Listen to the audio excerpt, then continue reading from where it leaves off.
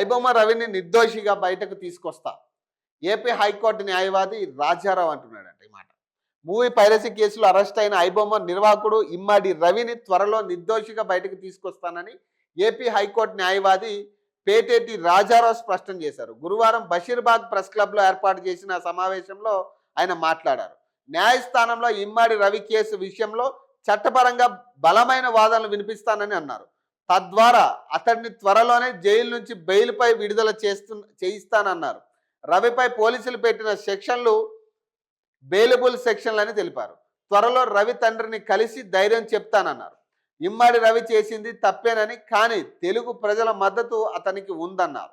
ప్రజా పక్షాన న్యాయస్థానంలో తను వాదించి న్యాయాన్ని గెలిపిస్తానని రాజారావు ధీమా వ్యక్తం చేశారు. ఇప్పుడు సరే రవిని విడిపిస్తారు, ఓకే, కానీ ఇప్పుడు ఏదైతే 50 లక్షల మంది డేటా అక్కడ మిస్యూజ్ అయిందని జరుగుతున్న చర్చకి సమాధానం చెప్పాలి. ఈ 50 లక్షల మంది డేటా ఎవరికి అమ్మాడు, ఎందుకు అమ్మాడు, ఎంతకు అమ్మాడు, ఆ డేటాతో వాళ్ళు ఏం చేస్తున్నారు, వీటిని నిర్ణయించాలి. ఇక్కడ పైరసీ ఒకటే కాదు ఇక్కడ పరిగణలోకి తీసుకోవాల్సిన అంశం. ఇమ్మడి రవి విషయంలో ఓన్లీ ఒక పైరసీ విషయాన్నే ముందు పెడుతున్నారు. ఇక్కడ ఇది ఒక డ్రామా జరుగుతుంది. ఇక్కడ పైరసీ ఒకటే కాదు ఆయన చేసింది, బెట్టింగ్ యాప్స్ ప్రమోట్ చేశాడు. 55 లక్షల మంది ఇండియన్స్ డేటాని, ప్రధానంగా తెలుగు వారి డేటాని ఆయన గ్రాప్ చేసిండు.